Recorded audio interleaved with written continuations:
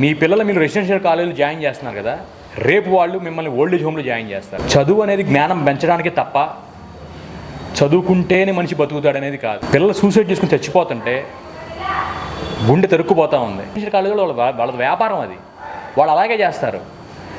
వాళ్ళకి పాపం ఖచ్చితంగా తగిలిద్ది. వాళ్ళు 1000 కోట్లు సంపాదించినా సరే రేపు దేవుడి దగ్గర సమాధానం చెప్పుకోవాలి. వాళ్ళ పాపం వాళ్ళు అనుభవిస్తారు. మన పిల్లలు కాబట్టి మన పిల్లల్ని మనం స్వేచ్ఛగా వదిలేయాలి. వాళ్ళు ఒక పక్షుల్లాగా వదిలేయాలి. ఏ గవర్నమెంట్ కాలేజ్ చదువుకున్నాడు ఎవడు ఐఏఎస్ ఐపీఎస్ అవ్వలేదా? ఆ జైల్లో పెట్టి వాళ్ళు మగ్గిపోయి బాధపడి రోజు ఏడ్చి మీరు ఓల్డేజ్ హోమ్లో ఉన్నప్పుడు చుట్టూతో ఎవరు లేక ఆ రోజు మీకు అర్థమైద్ది. వాడికి మీ పిల్లలకి మీ మీద ప్రేమ చచ్చిపోయిద్ది.